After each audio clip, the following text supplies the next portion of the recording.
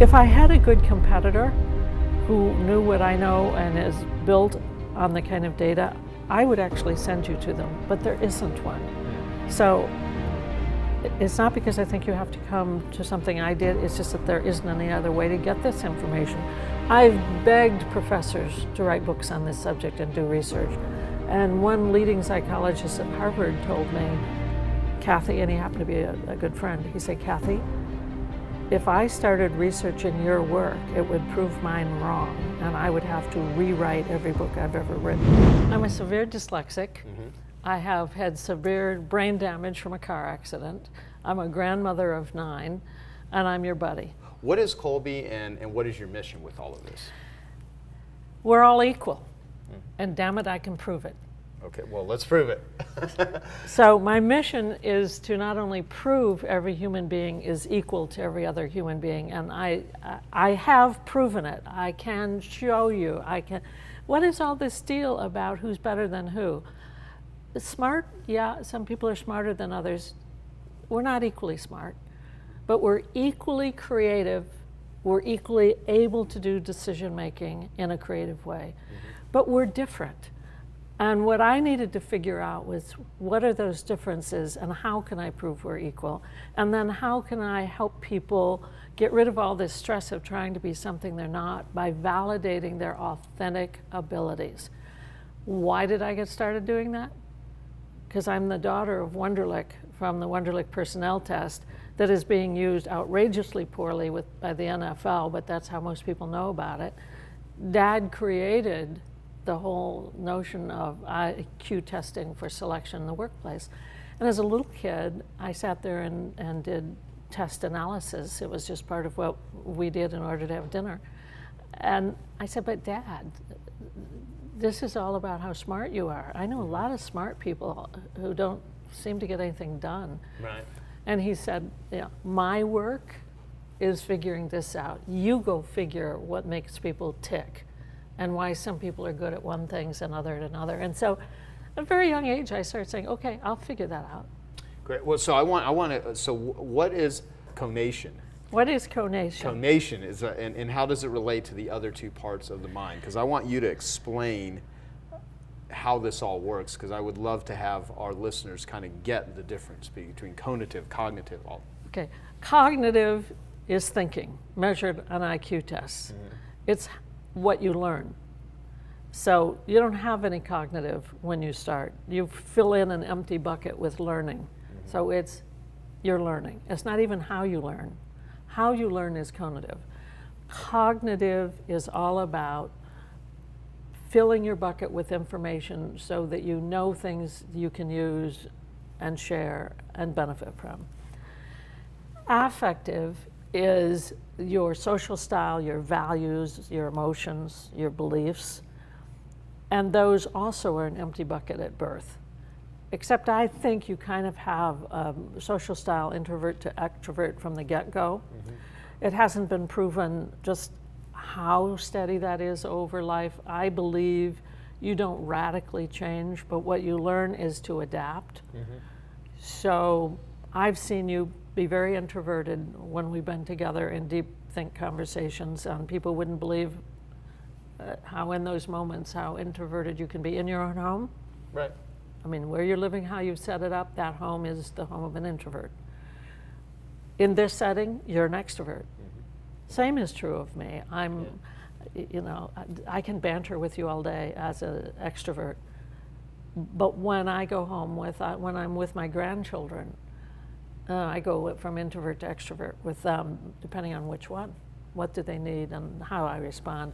So the affect, the social style, is something you use in a very adaptive way. And smart people learn when to turn it on and off. The conative is the one solid, lasting truth about you. Totally sustainable. You will always be Joe. You will always have this talent. There is nothing anyone can do to you. They could beat you up, abuse you emotionally.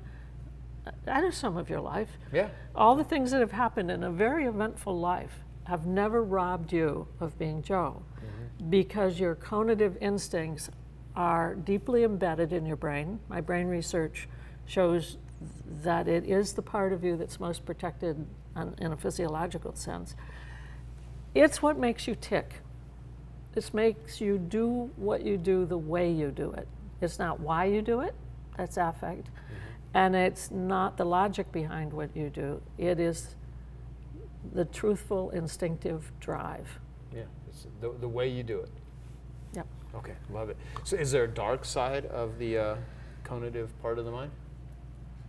There's a dark side of the way people use it, and for that reason I've been called in my own company the queen of sales prevention. For over 2 decades, I would not allow this to be used in education. My fear was, before we had enough ways of training teachers, books written, things available to train and back up this truth, a teacher getting this about you when you were in 2nd, 3rd, 5th, 8th grade, most any of your education until university, if I gave this to a teacher, they'd look at it and say, oh, not enough fact finder detail to go to college. Oh, doesn't finish what he starts, not dependable, tough student to have in the class. Oh, going to talk and interrupt all the time. This is an ADD kid, where's the meds? Okay, well, so using freedom as a outcome, okay, let's just say that we need to speak about what it is that you know, what it is that your organization that you set up will allow people to discover about themselves, because what it will provide for them, could make more money, give you quality of life, but let's just say that that reward is freedom. Yes. So what is it that people are doing or don't understand that is causing them to be imprisoned and not having it? I discovered that conation is what's behind your modus operandi, your MO. So it's not just a law enforcement person or a criminal who has an MO. You have one, I have one, we all have one. And then I had to figure out, well, what constitutes an MO? And I figured out that there are 4 modes of operation, so modalities. And the ancient philosophers talked about modalities, but they had 36. It was too complex. You and I. And I'm going to put this little tag on right here too, because this is me. That's you, with your modes. I test a very simple little test, the Kolbe Index. Just 36 questions. You answered them in about 12 minutes, as I recall. And it tells you each of these modes, the first one being fact finder, tells you how much detail do you need and how much do you give. On a scale of 1 to 10, I give a teeny weeny little bit.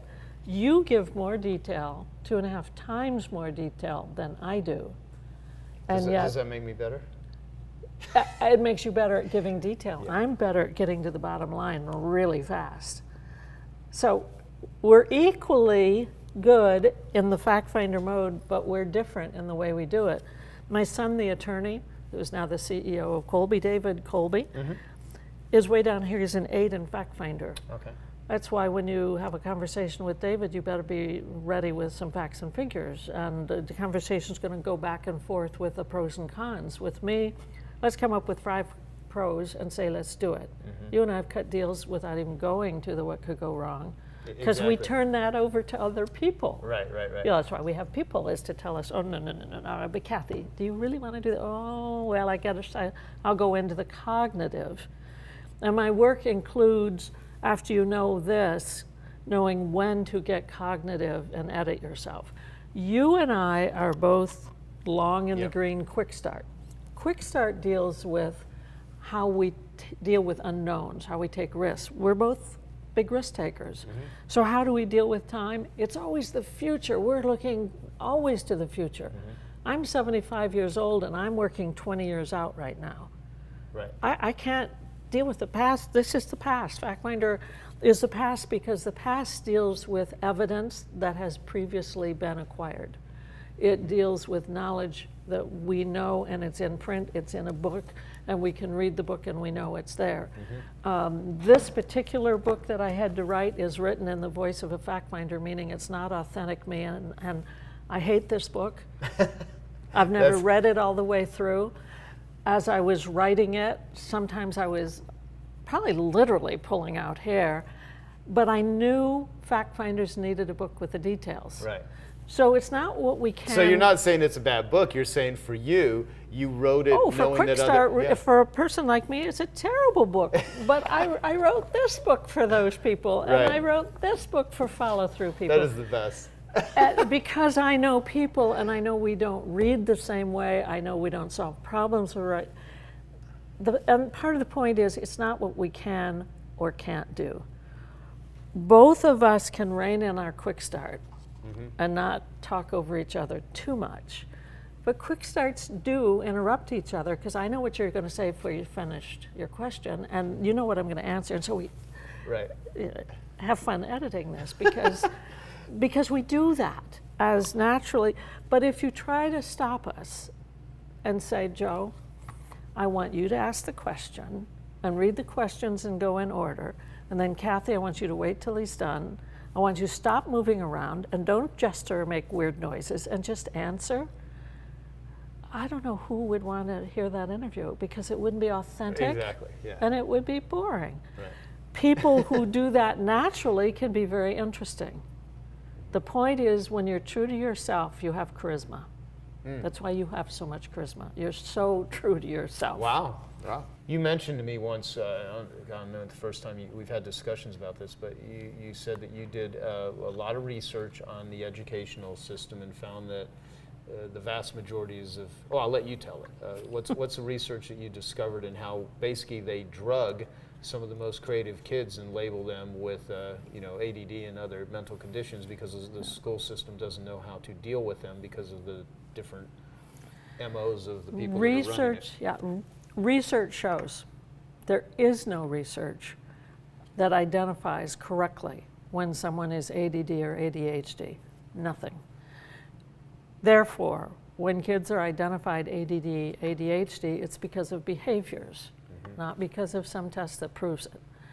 Those behaviors are very often Quick Start, talks a lot, implementer moves around, fiddles with things, can't sit still, and lack of completing the assignment, lack of turning things in, lack of doing anything consistently. So you're always up and around and doing stuff, and you can't sit down, and you're not manageable in a classroom. And therefore, the teacher, what we found was over 78% of grade school teachers have long blue follow-through lines.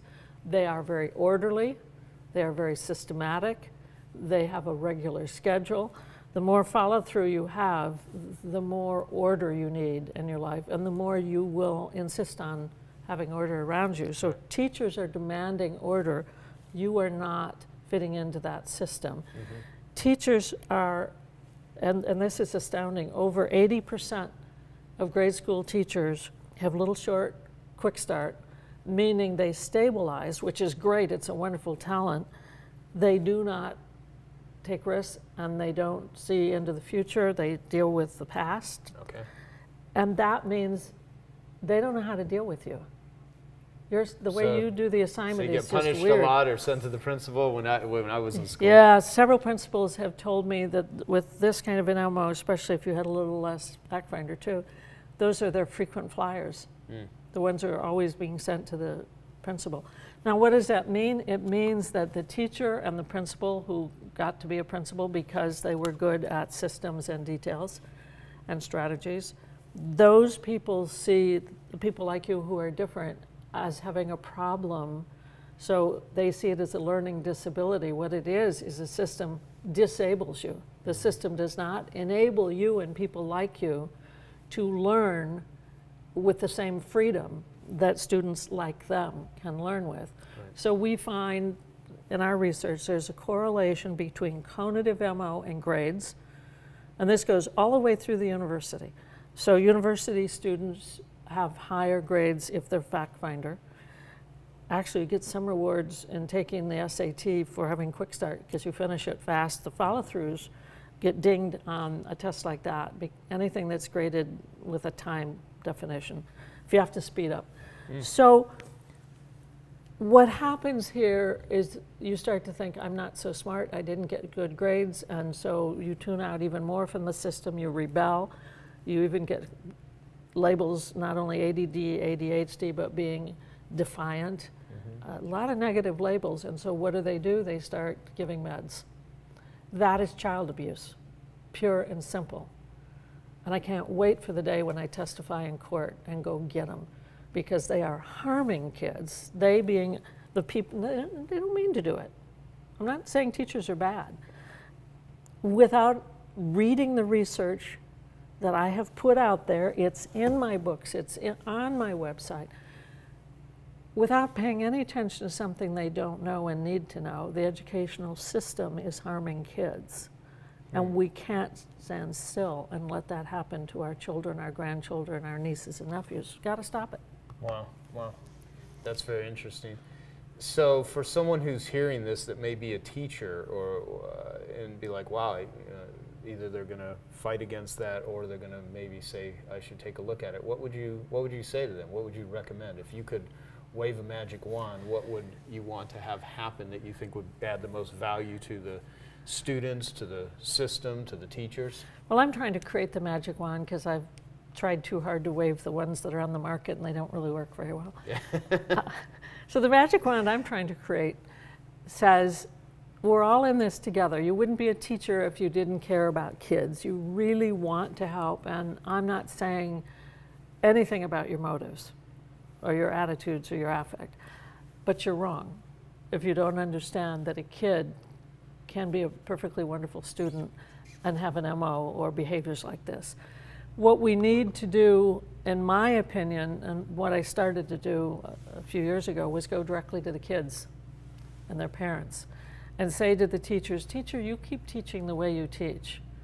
We'll come into the schools and talk directly to the kids. Just let us in and give us 15 minutes touch time. Have the kids take the Kolbe Index, give us 15 minutes and we can change their lives, and that's happening.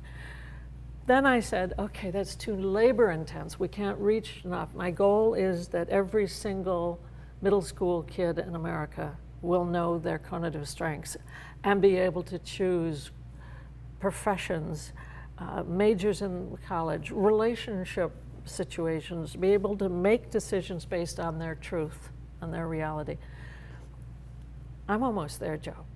I think in the next couple of years, I'm going to be giving away a Kolbe career program that has a brief assessment of kids' MOs, and we can do this with adults too, and then tell them these are the careers to stay away from, these are the careers that would work for you, and give them some clues, not try to give them too much information, not to overwhelm them with all the science behind it, just say, do this, don't do that in terms of a career or a major, and see what happens.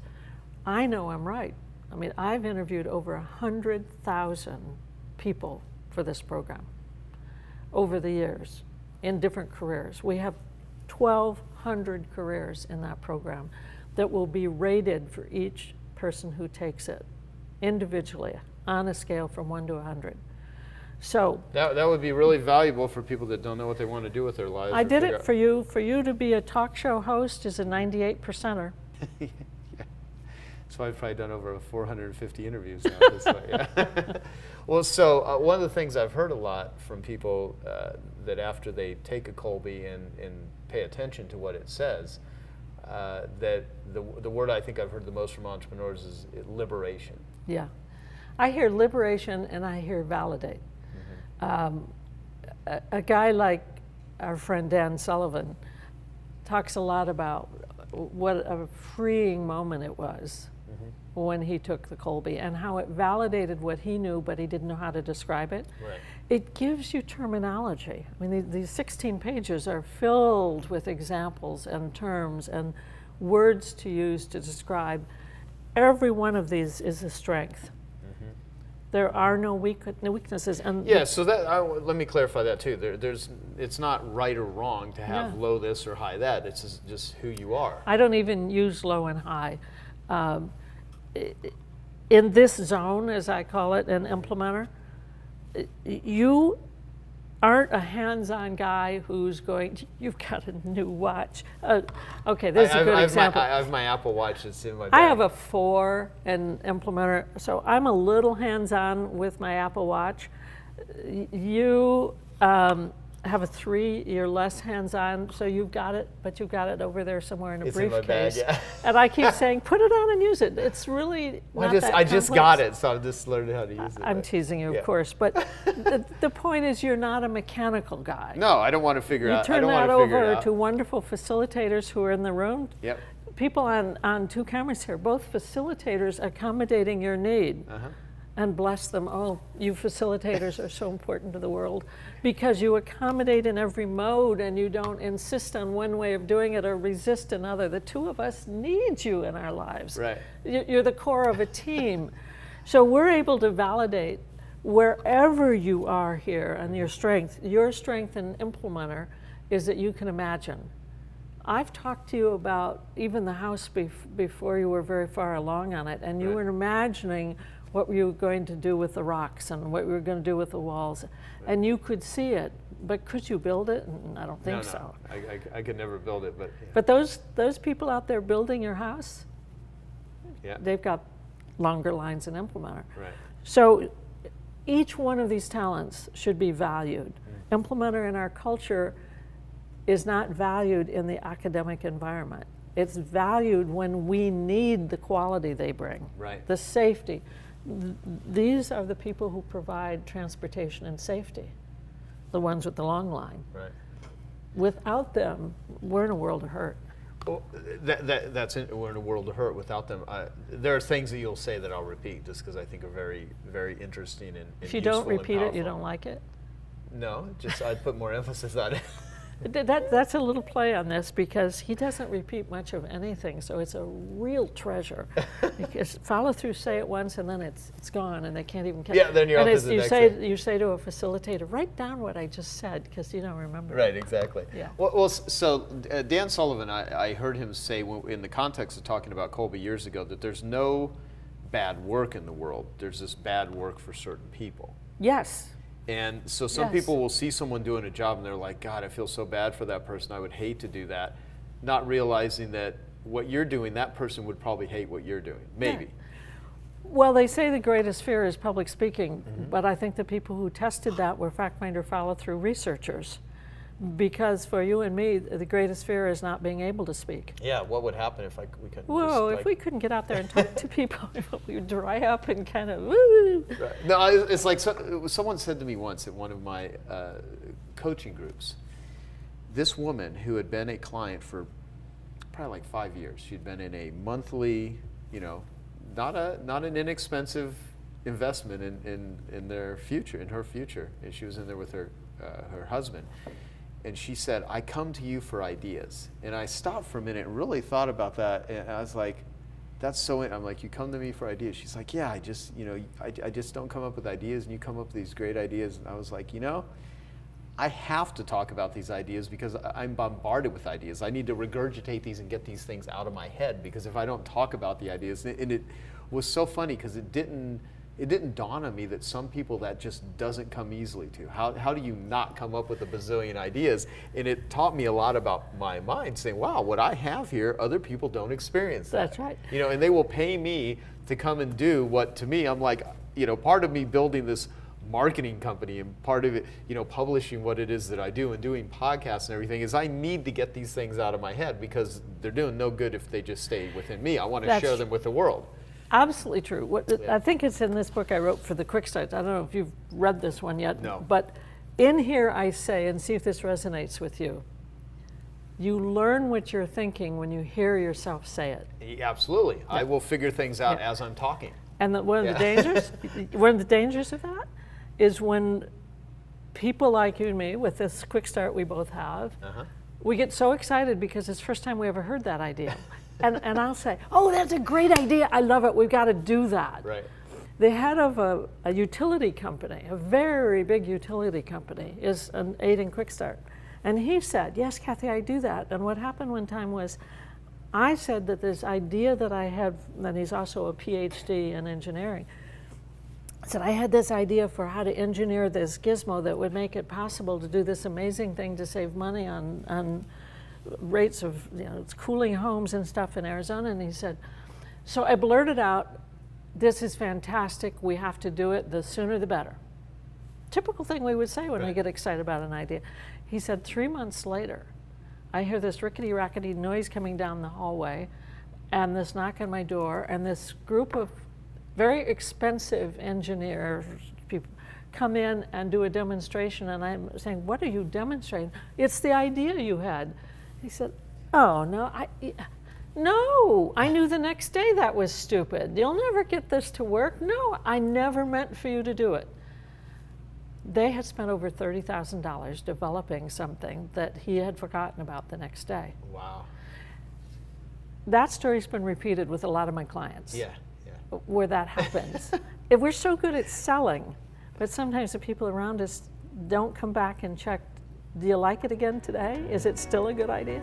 Hey, I hope you're enjoying this video, and I want to let you know that I have a new book that's come out, and if you'd like to get it absolutely free, there's a link below in the description, or you can wait till the end of this video, or you can simply go to joesfreebook.com and you can get a copy there.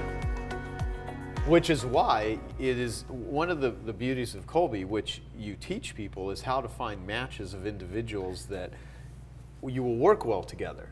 And so, like in my company, we do not hire anybody if they do not do a Kolbe, because it helps us with the selection process. It not only helps us, but it would help anyone that we hire, because then we know.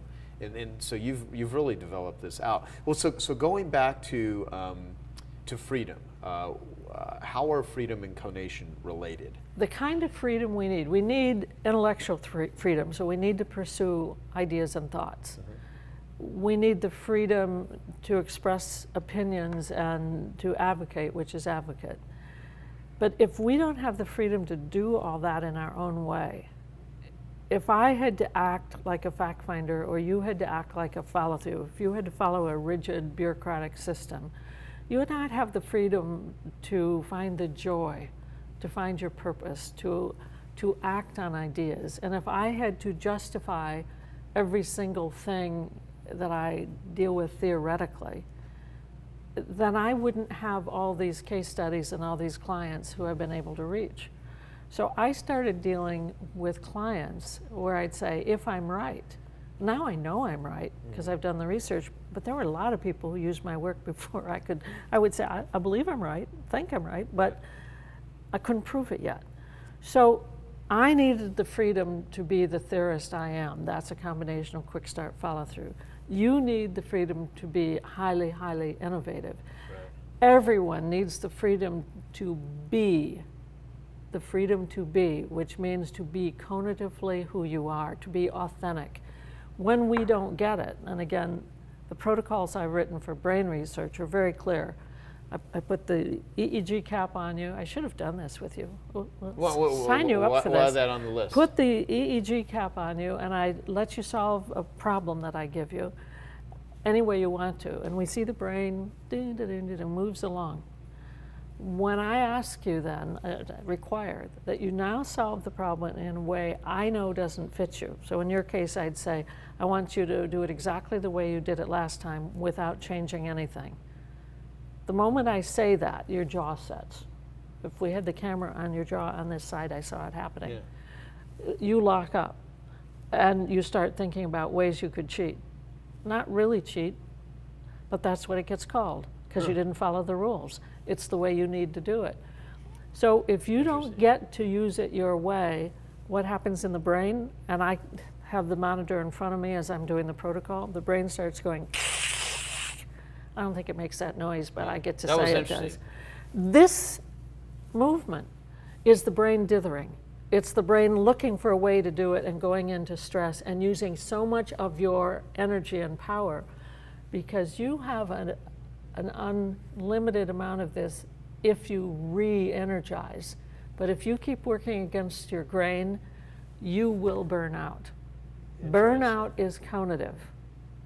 Stress between two people destroys relationships, and most stress is conative.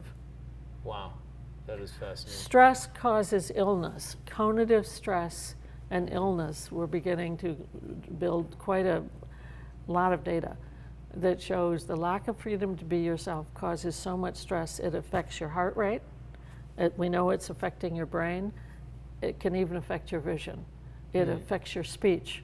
I have video showing the degree to which it affects your posture, your speech, your eye contact. Everything goes away when you're robbed of the freedom to be yourself. And think how you then present yourself ineffectively. Mm-hmm. And it's just a downward spiral. Wow. Have you ever done Kolbe in the prison system? Yes. What did Quite you a bit. discover? Well, first of all, the people in the prison system who were in programs to become entrepreneurs, by and large, were not entrepreneurial in their MO. And that the people, it's so interesting because we found the people who are getting caught in drug dealing are the ones who didn't have the natural entrepreneurial skill to get away with it. Mm. And so I believe that the really successful drug dealers look a lot like CFOs. Yeah, interesting. They're fact finder follow-throughs. Oh, they're university professor in their MO, not in their careers. I'm not saying that. Yeah. But it is so wow. interesting that the ones who get caught didn't have that quick start to shortcut and get around the system. It's terribly unfair. We find the highly adjudicated juveniles are also more the follow-through fact finders, and the quick starts are out there egging them on and getting away with it. Our system doesn't know how to deal with that. Right. We've worked a lot with the people who are trying to educate people in prisons, both in the juvenile detention centers and in the adult population. Mm-hmm. Well, yeah, and plus also, I mean, I believe the treatment of addicts, the way that they're imprisoned, is the modern form of human slavery. But it's like a lot of what you have discovered is that if you're in crisis, you're just not settled. I mean, life doesn't work for you when you're in that place. And when you're in crisis, the last thing you need is for someone else to tell you what you should be doing. Mm-hmm. You need to find your own way, your own path, and that's why knowing this is so important. Right. You know, one of the things also that is so interesting to look at is how many people who are handicapped, so-called. So we've mentioned ADD, ADHD, but autistic kids, people who have lower IQs, you go to schools and you watch how they're treating them, and they're treating them all as if they're follow-throughs. They need a regimen. They need to follow the system. We need to have them do the same thing every day at the same time, 7 days a week, so that there's consistency. We have found that is absolutely not true. With our nonverbal assessments, we can see the MO of handicapped people. Mm. And they have the same variety that the rest of the population has of MOs. So, and by the way, there's no gender bias in this, none. So when you know the MO of a handicapped person, and this is true with Alzheimer's patients too, you can reduce their stress and help them manage themselves, the world around them, learning, whatever it is they need. They can self-manage better when you take away what you think they have to do and let them pick and choose. Right. And direct it toward what, I mean, you'll get lots of information when you do that from us of do this, don't do that. Yeah. Which is what's great. It's because it doesn't just give you like, oh, here's who you are. It actually tells you here's what to do and what not to do. I'm pretty mouthy about that. Yeah, of course. You're quite opinionated, but your opinions are based on tons It's of a matter of, research. I'm not just going to tell you what's wrong with every single diagnostic where we say, here's what's likely to happen. So it's very predictive. Mm-hmm. But I will not predict something without helping you improve it and try to create that freedom. So every result, every single thing I do comes with prescriptions for leading that to freedom and truth. Mm-hmm. It's always prescriptive. I just will, there's no such thing as bad news. It's always helpful. People have told me I waste a lot of time doing that because people aren't going to read all that. Well, I don't believe it's ever a waste of time to do what will make a difference. Mm-hmm. Maybe that sounds goody two-shoes, but no, that's my truth. I like it. I like it. So in order for someone to better understand what drives them, their modes of operation, and then kick it into high gear and thrive, what must they do? You need to know yourself. and not just how smart you are or how very nice you are. You need to know who you are, how you get things done. So you need to get your conative result. If I had a good competitor who knew what I know and is built on the kind of data, I would actually send you to them, but there isn't one. So it's not because I think you have to come to something I did, it's just that there isn't any other way to get this information. I've begged professors to write books on this subject and do research. And one leading psychologist at Harvard told me, Kathy, and he happened to be a good friend, he said, Kathy, if I started researching your work, it would prove mine wrong, and I would have to rewrite every book I've ever written. Oh, jeez. He's not going to do it. So, having said that, you have to seek the truth of who you are, and then you have to fight like hell to get the freedom to be who you are. And I want to give people the information and then give them the determination, the absolute commitment to themselves that I will find that freedom. I will not be a battered wife.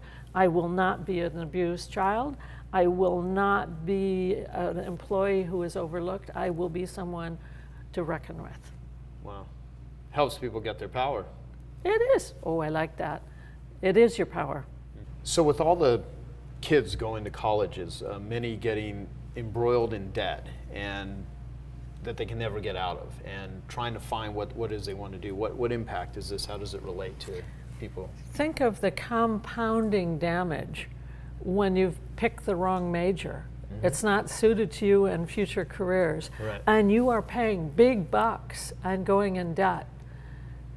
And then you get a job in that field and it doesn't work for you. Yeah. Wow. I mean, and again, we've done research and we found, as an example, with one university, they were having a high level of dropout in their third year of internship in their surgical residency. And they were saying, why are we losing these students? They've invested so much. Why are we losing them when they get to that third year? I had a guess, but I did the data. And the data showed that the kids who, like you, aren't natural hands-on, when they had to get up there all day and suture, and they had to cut, and they had to work with tools, they were all thumbs. They weren't natural with that equipment. Right. It wasn't working for them. They did fantastically when it was book learning, but they weren't great surgeons. We tracked and found that was the number one conative reason. It was a conative reason. It was primarily a conative reason that they were dropping out. Where did they go? What happened to them? Most of them started all over again and became lawyers or accountants. Wow. Think of the investment of the university, the investment of their parents, the investment of the students, the horrendous debt, the waste. We could have told them that. For a few bucks. A few bucks. 15 minutes and a few bucks. Wow. I mean, if you look at the economic damage and cost of that, it has got to be in the billions. Truly. And that's just financially, not taking the human lives or kids going into doing something like maybe well-meaning parents that are going to recommend something to their children that has nothing to do with what their MO is. Family businesses. The oldest son is going to become the head of it. Well, not if that isn't his MO. The daughter's going to be the accountant, not if it isn't her MO. And they may do it and bring the family business down. Because they didn't have the right MO. You mentioned that mentoring and coaching only works when you have a conative match. And so I want you to describe what that means, because there's a lot of people that would listen to something to try to learn or discover something that go for, they have mentors, they invest in coaching, but a lot of people say, well, it's not working for me. And that was an interesting thing that you mentioned, so I want you to talk about that and what that means. Okay, so let's say I'm mentoring you, and my MO is upside down, kind of. It's hard to see that, but if we said my MO was that I am a wonderful follow-through franchisor. I'm really good at setting up franchises and having everything follow a system. And I'm also a scholar, and I do a lot of research, and I'm really good with strategies. So I'm a strategic planner, is what I call, I've got shortcut names for all these things to simplify it. So I'm a strategic planner, fact finder, follow through, and I sit down with you and I say, Joe, you're so smart. you come up with such great ideas, you ought to franchise them. You ought to find people who you can train to do exactly what you tell them to do, and you ought to set up systems for that. So there are a whole bunch of genius networks around the world that all mimic what you do and set up the programs, and you can sit back and collect the money, because that will build, and all these people will be doing what you do. What a terrible thing to do to Joe Polish. It's a brilliant business model. Yeah. There's nothing wrong with the business model, and it works for a fact finder follow-through. And I have the data. I have data that looks at what an entrepreneurial MO and the franchisor's strategic people's business models. That business model would feel like what to you? Like a boatload of work that I have no interest in doing, and a lot of details, and it would just certainly not fit what I do. You'd spend all day long feeling cooped up. You'd feel constrained. Right. You'd feel, gosh, it seemed like such a good idea. How did I do this to myself? How many people do you know? I mean, I counsel a lot who have made tons of money and tears in their eyes when they see the result and say, I have done such harm to myself. Yeah. I haven't had the freedom to be me, and the pain of realizing what they did and how they did it. You, my friend, have never done that to yourself. You've known who you were since '96, and you had some pretty good instincts about it before then. But I find mentors tend to tell people to do it the way that worked for them. Right. Their way's the right way. Drucker tells everybody to do it Drucker's way. And Drucker was probably a fact finder quick start. And Peters tells everybody to do it his way. Seems like a quick start with some implementer. And I mean, you can go down the line of business gurus or therapists or any kind of a guru. I mean, gurus are really people who just want to mentor thousands. Yeah. But they mentor them by telling them, my way is the right way. Right.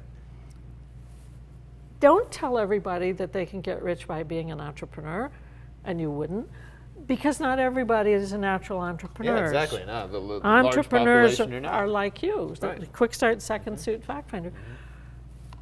You aren't going to be an entrepreneur if you're a follow-through first fact finder second, or some combination of that, because you need security. And there's no security in being an entrepreneur. So there are a lot of things. I mean, we picked a lot of words. Our whole mentoring, you started to use the word, and I find myself kind of moving in my seat, like I get agitated by the very topic, because nobody can prove what they're doing is right. The evidence shows there's not much impact, and yet they won't change, because that's kind of the easy way is to pick all the volunteers and then assign them to someone in the same field of work, or the same age, or the same gender, or the same, but they don't go to the same MO. And that's just, right now, I'm sorry, that's inexcusable ignorance. I used to say, okay, I know people don't get it. It's inexcusable. Ooh, I'm being harsh, huh? Well, it could either be perceived as harsh, or it could be perceived as, damn it, I know this, there's something that could be done about it, and I'm sick of seeing this nonsense happening. When we see so many case studies, so many situations where it turns around so easily, so quickly, and so beautifully for wonderful, lasting, viable solutions, I can't stand it, especially when we hurt kids. It's just wrong. Well, what about environments? Like, so when it comes to the environment and where you function and work and live and sleep and relax and whatever, focus, what are your thoughts? Well, it's so interesting, because in relationships, okay, you've got a significant other, and you need quick start color and fact finder texture, and this person needs follow through, everything matchy-matchy, and traditional. Fact finder is very traditional, appropriate. Fact finder will go for marble, and that marble is going to have not much color to it, but the marble is going to coordinate very nicely with the color wood. They're not going to have much difference. They're going to kind of integrate really well. And over here is the quick starts going with some glassy kind of effect with lights behind it. So who wins? I deal with this all the time. I work with architects and designers and people putting new offices and stuff. Feng Shui, fine, but Feng Shui sometimes, it usually works, I think, but not to the same direct result, in my opinion, as being conatively condescending or trying to compromise. If you try to compromise what this person needs and what this person needs, you get the ugliest house I've ever entered, because nothing there really works for anybody, and you can see the struggle and you feel it when you walk in. Right. So one of my clients, and everything I say is a true story. This is a fact finder, follow through, financial genius, Harvard alum, so smart. I mean, she's a smart cookie. Married to a quick start implementer, rancher, cowboy, entrepreneur.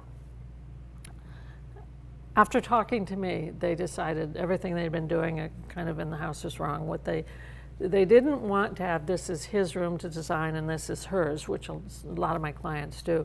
What they did is this is her wall and his wall. So you go into the dining room. She comes from this old traditional New England family. And so one end of the dining room is this sterling silver tea set with a gold gilded mirror with candelabras, and over here is a painting of her forefathers, and under that is this layout of crystal and china. On this wall is this photograph of, you can't quite tell what, is very, very abstract and just vibrant, vibrant colors. And behind it here is a 3D bull. I mean, it is just copper bull that is just outrageously funny. That's my most fun dining room in the world. It's the most fun. And what I've observed and asked them about that is consistent is people know to sit where they're looking at which side is most appropriate to them. Kolbe, we build our own office, and this is too long a story, but I will say I built it and designed it absolutely to fit different MOs. The new one? No, the new one is different from the story. The old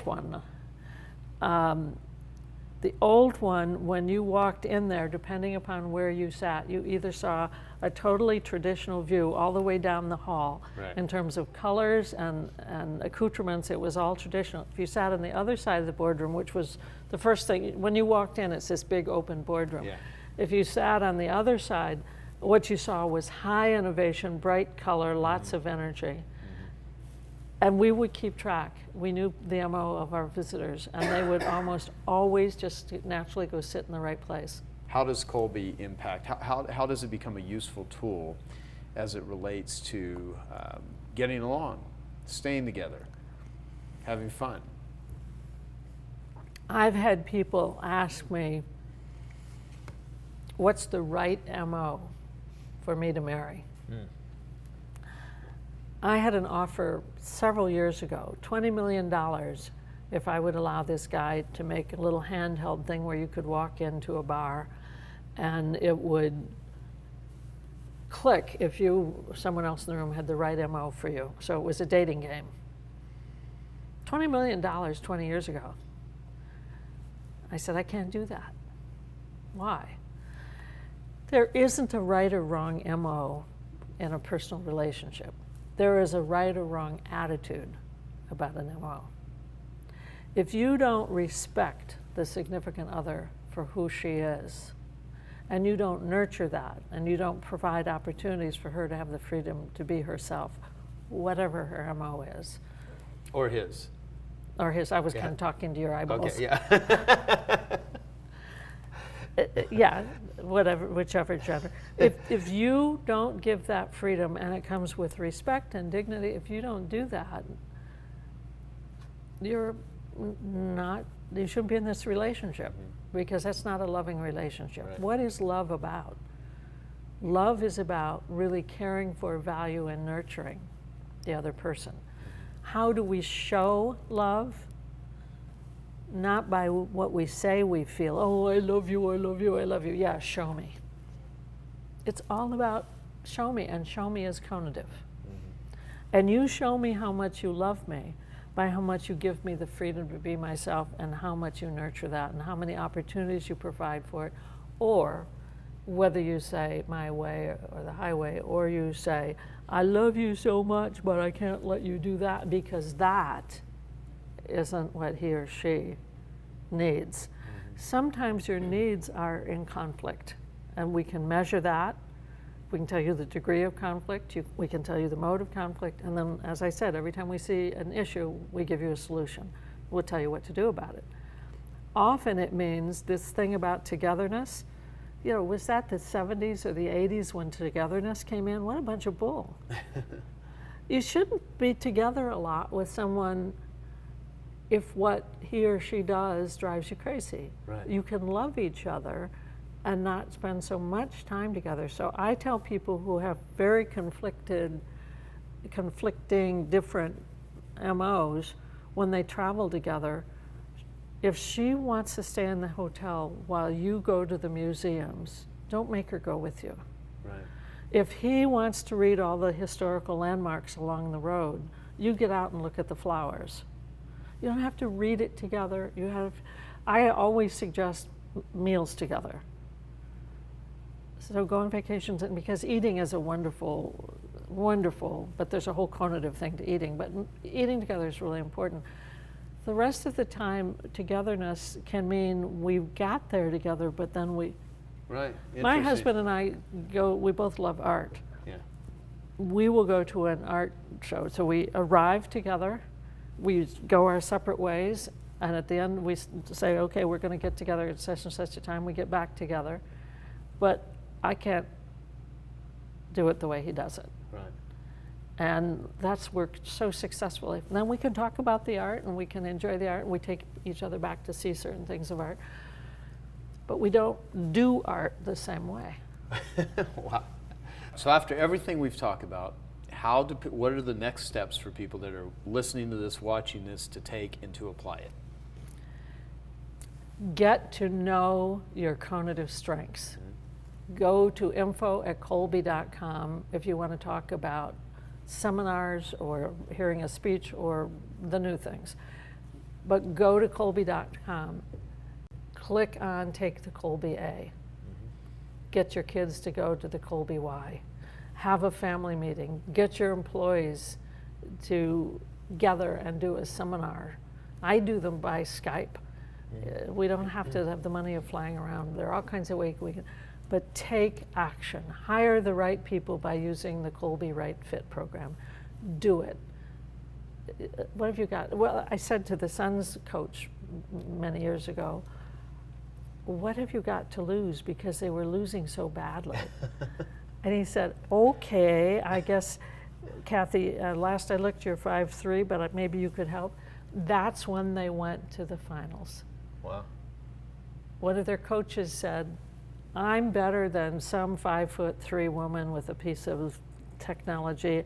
Listen to me, they've never gone back to the finals.